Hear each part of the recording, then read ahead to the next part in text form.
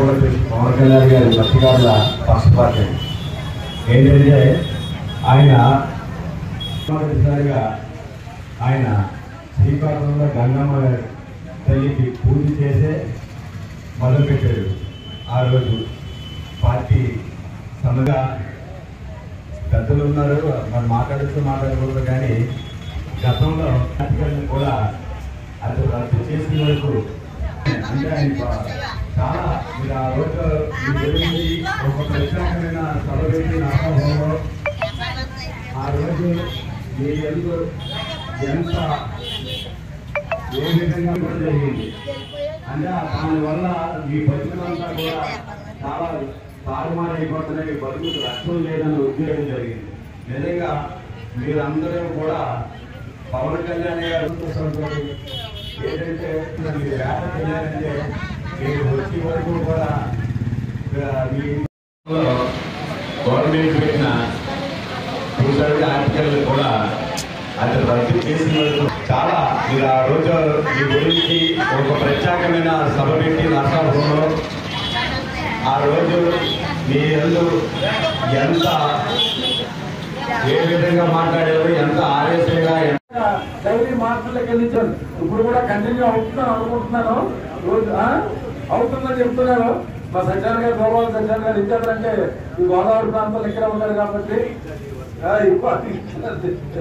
అప్పుడు అవును అండర్స్టాండింగ్ వాళ్ళు మీరు ఎప్పుడు కూడా మీరు ఎంత కష్టపడినారు ఎక్కాడితే లోకాన్ని మీ కుటుంబంలో పొద్దులు లేస్తే చూస్తున్నాను. 2 లేకపోతే సూర్యుడిని చూసేటువంటి అదృష్టం ఎవరికైందంటే మీకే. తెల్లారి అర్ధరాత్రి ఎప్పుడు వేటకి వెళ్తారు.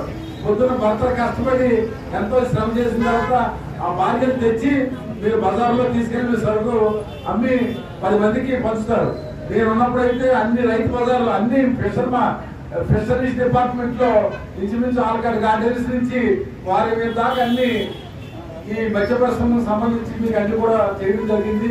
ఏదైనా మా వేదిక మీద ఉన్నటువంటి లీడర్స్ అందరూ కూడా మీ ఎప్పుడు ఏ కష్టం వచ్చినా సరే తప్పనిసరిగా మీరు ఎన్నెంటు ఉంచామని చెప్పి తెలియజేసుకుంటూ మీకు భగవంతుడు మరి మత్స్య పరిశ్రమలో మీరు ఈ సంపద వృద్ధి కేంద్రంలో మా వంతు కృషి చేస్తామని చెప్పి ప్రపంచ మత్స్యకారుల దినోత్సవాన్ని ఒక అమెరికా ప్రెసిడెంట్ అనౌన్స్ చేస్తే మరి భారతదేశంలో దీన్ని చక్కగా మన రాజమండ్రి పట్టణంలో గడిపించే విధంగా యలమ లక్ష్మణరావు లక్ష్మి ఇద్దరిని కూడా నిండు మనసుతో అభినందిస్తున్నాను.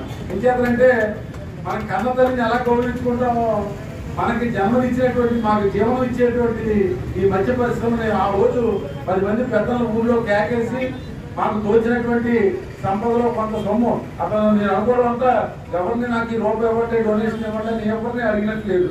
అంతా వచ్చింది తన శక్తి కొద్ది తను సంపాదించుకున్న 10 రూపాయల్లో ఈ దుప్పట్లు కానీ పిల్లలకి ఇవన్నీ కూడా ఇచ్చి ఈ మంచి కార్యక్రమం చేస్తున్నాడు. భగవంతుడు మిమ్మల్ని నిండు మనసుతో ఆశీర్వదించాలని చెప్పి కోరుకుంటున్నాను.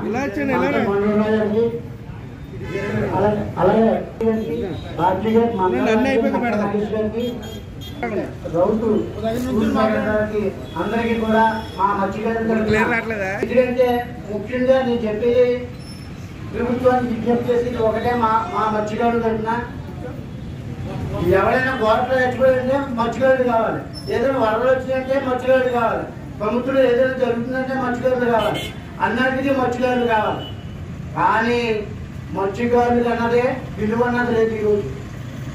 ఏ ప్రభుత్వమైనా ఆ ప్రభుత్వమైనా ఈ ప్రభుత్వమైనా ఎందుకంటున్నానంటే మత్స్యకారుల్ని ఒక ఓటింగ్ లాగే చూస్తున్నారు తప్ప వాళ్ళకంటూ ఏది కూడా మెంబర్షిప్ అన్నది ఇవ్వలే.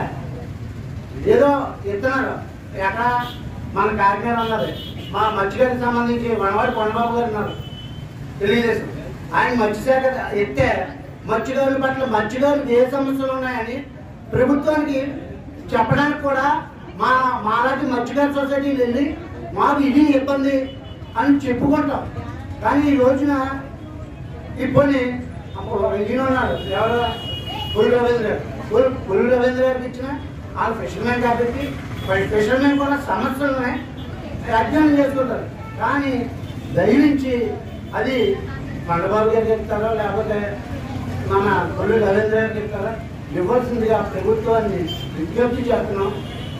అదే విధంగా ఈరోజు గోదావరిలో బోట్స్మెన్ సొసైటీలు ఉన్నాయంటే గోదావరిలో ఫిషర్మెన్ బోట్స్మెన్ సొసైటీలో పనిచేయమంటాను, కోఆపరేటివ్ చేసిన సొసైటీలో పనిచేస్తాను. అది కూడా ఇరిగేషన్ డిపార్ట్మెంట్ ఈగా చెప్పారు. అంటే గోరట్లో అన్నింటికి ఫిషర్మెన్ పనిచేస్తాడు. గోరట్లో మునిగి తీగల సమర్థత మత్స్యకారుడికి ఎన్నో సంవత్సరాల నుంచి ఉంది. నిన్న కాక మన సొసైటీలు అయినవి కూడా ఈరోజు బోట్స్మెన్ సొసైటీకి ట్యాంపర్ ఇచ్చేసారు. ఫిషర్మెన్ సొసైటీని పక్కన పెట్టారు. దయవించి కలెక్టర్ గారిని విజ్ఞప్తి చేస్తున్నాం, అది మీరు పునఃపరిశీలించి అదే మత్స్యకారుడికి ర్యాంపులు ఇవ్వచ్చా ఇవ్వకూడదు అన్నది కూడా కొద్దిగా దాని మీద దృష్టి పెట్టవలసిందిగా కోరుతున్నాం. 2, జాంపేట మార్కెట్లో ఇదివరకు ఉన్న వాళ్ళని అందరినీ కట్టుకోమన్నారండి. డబ్బులు అందరినీ కట్టుకోమన్నారు. వాళ్ళు కట్టనన్నారు కాబట్టి హైకోర్టుకి వెళ్ళింది కూడా అవతల వర్గం వాళ్ళు వెళ్ళారు. వెళ్తే అది ఏమైందంటే అది హైకోర్టు డైరెక్షన్ మేరకు మాకు అందరికీ కేటాయించారు. ఇది ఎవరికి సొసైటీలు కావలేదండి, ఇండివిజువల్గా ఇచ్చారు. ఇండివిజువల్గా బతకడానికి ఇచ్చారు. అయితే కొంతమంది రాజకీయ నాయకులు ఉండి ఆమె బయటికి పంపించినా సరే బయట రోడ్డులో ఎట్టి అమ్ముతున్న వల్ల లోన ఉన్నవాడికి ఎటువంటి ఉపకారం లేదండి. అదొకటి ప్రభుత్వం దృష్టికి తీసుకొస్తున్నాం, అలాగే పెద్దల దృష్టికి తీసుకొస్తున్నాం. ఆ విషయంలో పోలీసు వారు కూడా తప్పుడు కేసులు పెట్టి ఇంట్లో ఉన్న వాళ్ళు హాస్పిటల్లో ఉన్న వాళ్ళు మీద కూడా తప్పుడు కేసులు పెట్టి కేసుల్లో ఇరికిస్తున్నారండి. దీన్ని అర్జెంటుగా ఎస్పీ గారు పునఃపరిశీలించవలసిందో కోరుచున్నాం. 3 నేను చెప్పేది, ఈ రోజు మత్స్యకారులందరూ కూడా తెల్లారితే రెక్కాడితే కానీ డొక్కాడదండి. ప్రతి ఓడు ఇప్పుడు నేను గత స్టేజ్లో ఉన్నాను. ఈ క్వాలిటీ అలాగే ముందు ఈ వెనకాల ఎలా చెప్పాలి ఇది చేస్తారు. అందుచేత దయవించి ప్రభుత్వాన్ని వేడుకుంటుంది ఒకటే, సమన్వయంగా మా మత్స్యకారులకు రావాల్సిన హక్కుల్ని మాకు మా గోదావరి మీద బట్టి హక్కు మాకు ఉంది కాబట్టి ర్యాంపుల్లో కూడా మత్స్యకారులకి మా వాటా మాకు కేటాయించాలని ప్రభుత్వాన్ని విజ్ఞప్తి చేస్తాం. ఉన్న పెద్దలందరికీ కూడా మా మత్స్యకారుల తరఫున వేడుకుంటూ విజ్ఞప్తి చేస్తున్నాం. వచ్చిన మీడియా ప్రతినిధులందరికీ కూడా మా తరఫున ధన్యవాదాలు.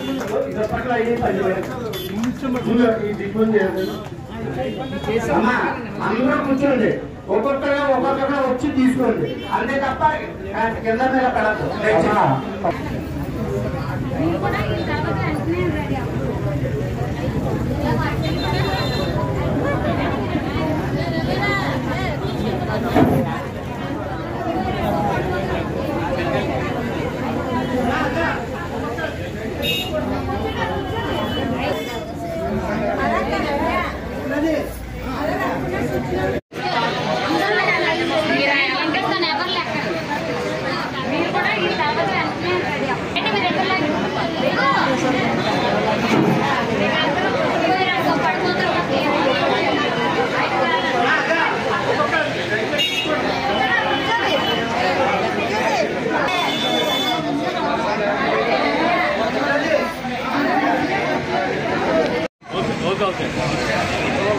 అది బాగుంది, ఫోటో బాగుంది. ప్రసాద్ నువ్వు చేయి తీశాడు ఒకసారి. ప్రసాద్ వెనక్కుండి స్వామి, కొంచెం వెనక్కుండి.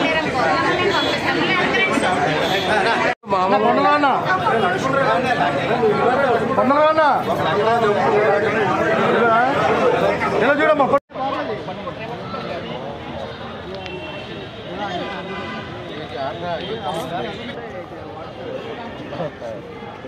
చేపలు